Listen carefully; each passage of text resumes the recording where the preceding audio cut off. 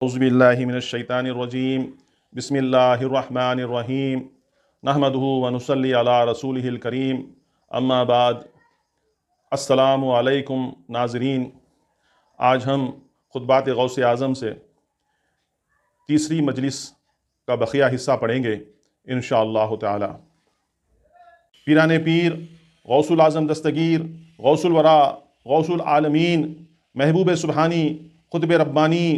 ہیکل سمدانی میرا محی الدین عبد القادر جیلانی قدس اللہ سرہ العزیز اپنے خطبات میں فرماتے ہیں، اے مسکین، ایسے معاملات میں گفتگو کرنا چھوڑ دے جو تجھے فائدہ نہ دے، اور مذہب کے بارے میں تعصب کو چھوڑ دے اور ایسے کام میں مشغول ہو جا جو تجھے دنیا و آخرت میں فائدہ دے، اور عنقریب تو اپنا انجام دیکھ لے گا اور میری باتوں کو یاد کرے گا، اور بہت جلد دیکھے گا کہ نیزہ بازی کے وقت جبکہ تیرے سر پر خود بھی نہ ہوگا کہ اس پر کتنے کاری زخم آتے ہیں، تو اپنے دل کو دنیا کے مقاصد اور غموں سے خالی کر دے کہ تو عنقریب دنیا سے کوچ کرنے والا ہے۔ تو دنیا میں عیش و عشرت آرام کو طلب نہ کر کہ وہ تیرے ہاتھ نہ لگے، کیونکہ نبی کریم صلی اللہ علیہ وسلم نے فرمایا، فرمان نبوی صلی اللہ علیہ وسلم ہے، العیش عیش الآخرہ، یعنی عیش بس آخرت کا عیش ہے۔ تو اپنی آرزو کو کوتاہ کر دے کہ دنیا میں تجھے زہد حاصل ہو جائے گا، کیونکہ سارا زہد آرزو کو کم کر لینا ہے۔ برے ہم نشینوں کو چھوڑ دے، تیرے اور ان کے درمیان جو دوستی ہے اس سے قطع تعلق کر لے، اپنے اور صالحین کے درمیان دوستی رکھ۔ اگر تیرے قریبی رشتہ دار بھی تیرے برے ہم نشین ہو تو ان سے بھی الگ ہو جا۔ اگر دور والے اور اچھے ہم نشین ہو ان کے ساتھ تعلق کو جوڑ، تو جس سے بھی دوستی کرے گا اس کے اور تیرے درمیان خرابت ہو جائے گی، اور جس سے تو دوستانہ تعلق قائم کرنا چاہتا ہے اس کو آزما لے۔ اور بعض اہل علم سے پوچھا گیا کہ خرابت کیا چیز ہے؟ انہوں نے جواب دیا کہ دوستانہ تعلق، اور جو تیری قسمت میں لکھا ہوا ہے اور جو نہیں لکھا ہوا ہے اس کو طلب کرنا بھی چھوڑ دے۔ اس لیے جو تیرا مقدر ہو اس کو طلب کرنا اور مشقت میں پڑنا بیکار ہے، اور جو تیرا مقدر نہیں اس کی طلب عذاب اور رسوائی ہے۔ اس لیے کہ نبی کریم صلی اللہ علیہ وسلم نے فرمایا، من جملتی عقوبت اللہ عز وجل لعبدہ طلب ما لم یقسم لہ، یعنی بندے کا ایسی چیز طلب کرنا جو اس کی قسمت میں نہیں لکھی گئی ہے، یہ بھی اللہ کا عذاب ہے۔ اے اللہ کے بندے، اللہ تعالیٰ کی مصنوعات سے اس کے وجود پر دلیل پکڑ، اس کی کاریگری اور صنعت میں غور و فکر کر، بے شک تو اس کے صانع بنانے والے کی طرف پہنچ جائے گا۔ صاحب یقین و معرفت مسلمان کے لیے دو ظاہری اور دو باطنی آنکھیں ہیں، بس وہ ظاہری آنکھوں سے زمین میں بسنے والی مخلوق کو دیکھتا ہے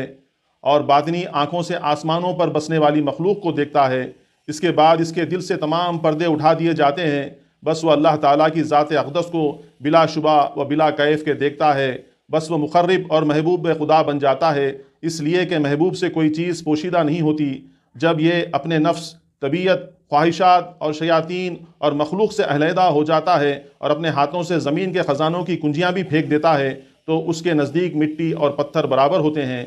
تو اس کے دل سے پردے اٹھا دیے جاتے ہیں۔ اس لیے تو بھی عقل مند انسان بن جا، جو کچھ میں کہتا ہوں اس پر غور کر اور اس کو سمجھ لے، اور حق بات یہی ہے کہ میں نے اس کے کلام کو حاصل کر لیا ہے۔ میں اس کے مغز اور باطن کے ساتھ کلام کرتا ہوں اور اس کے حقیقی راز کو ظاہر کر دیتا ہوں۔ اے اللہ کے بندے، خالق کی شکایت مخلوق سے نہ کر، بلکہ جو بھی گلا شکوہ ہو اس سے کر کہ وہ قادر ہے، اس کے سوا کسی دوسرے کو قدرت نہیں۔ مصائب و آلام، بیماریوں اور صدقات و خیرات کو پوشیدہ رکھنا خوبیوں کے خزانے میں سے ہے۔ جب تو اپنے دائیں ہاتھ سے صدقہ خیرات کرے تو اس بات کی کوشش کر کہ تیرے بائیں ہاتھ کو بھی معلوم نہ ہو۔ دنیا کے سمندر سے بچ جا، اس میں کثرت کے ساتھ لوگ ڈوب چکے ہیں، اور مخلوق میں کوئی ہے جو اس سے نجات پا جاتا ہے۔ یہ بڑا گہرا سمندر ہے، ہر ایک کو غرق کر دیتا ہے۔ اللہ تعالیٰ اپنے بندوں میں جس کو چاہتا ہے نجات عطا فرماتا ہے، کہ جس طرح قیامت کے دن اللہ تعالیٰ مسلمانوں کو جہنم سے نجات فرمائے گا، اور حق بات یہی ہے کہ ہر ایک شخص کو جہنم کے پل سے گزرنا ہے، اور اللہ تعالیٰ اپنے بندوں میں سے جس کو چاہے گا اپنے لطف و کرم سے جہنم سے نجات عطا فرمائے گا، کیونکہ اللہ تعالیٰ کا فرمان ہے، وَإِن مِّنكُمْ إِلَّا وَارِدُهَا كَانَ عَلَىٰ رَبِّكَ حَتْمًا مَّقْضِيًّا، یعنی اور تم میں کوئی ایسا نہیں جس کا گزر دوزخ پر نہ ہو، تمہارے رب کے ذمے پر ہے، یہ ضرور ٹھہری ہوئی بات ہے۔ اللہ تعالیٰ جہنم سے فرمائے گا کہ تو سلامتی کے ساتھ ٹھنڈی ہو جا، تاکہ تجھ پر سے جو مجھ پر ایمان لائے تھے جو میرے مخلص بندے تھے اور جو میری طرف رغبت کرنے والے تھے اور میرے غیر سے نفرت کرنے والے تھے باامن گزر جائیں۔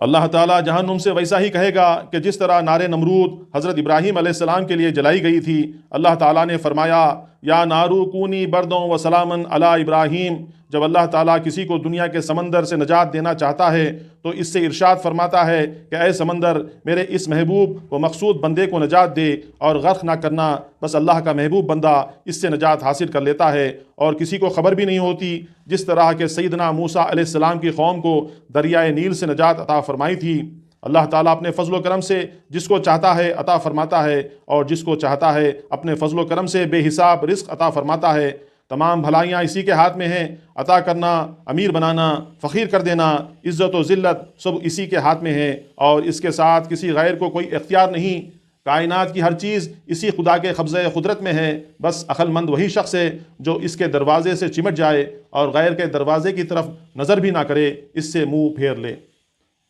پیران پیر غوث الاعظم دستگیر فرماتے ہیں اے بدبخت، میں تجھے دیکھتا ہوں کہ تو لوگوں کو راضی کرتا ہے اور تو خالق و مالک کو ناراض کرتا ہے۔ تو دنیا کی عمارت کھڑی کر کے آخرت کو تباہ و برباد کر رہا ہے۔ تو بہت جلد پکڑا جائے گا اور تجھے وہی پکڑے گا جس کی پکڑ بڑی سخت اور دردناک ہے، اور اس کی پکڑ کے مختلف طریقے ہیں، اور کبھی وہ تجھے تیری حکومت سے معزول کر کے پکڑے گا، اور کبھی بیماری اور ذلت اور محتاجی سے تجھ کو پکڑے گا، اور کبھی تیرے اوپر سختیوں اور غموں کو مسلط کر کے پکڑے گا، اور کبھی لوگوں کی زبانوں اور ہاتھوں کو تیرے اوپر مسلط کر دے گا، اور وہ اپنی تمام مخلوقات کو تیرے اوپر مسلط کر دے گا۔ اس لیے اے غفلت میں پڑنے والے انسان، ہوشیار اور بیدار ہو جا۔ اللہم یقظنا بکا ولکا، اے اللہ ہمیں اپنے لیے اور اپنے ساتھ بیداری عطا فرما، آمین یا رب العالمین، بجاہ سید المرسلین صلی اللہ علیہ وآلہ وسلم۔ السلام علیکم ورحمۃ اللہ وبرکاتہ۔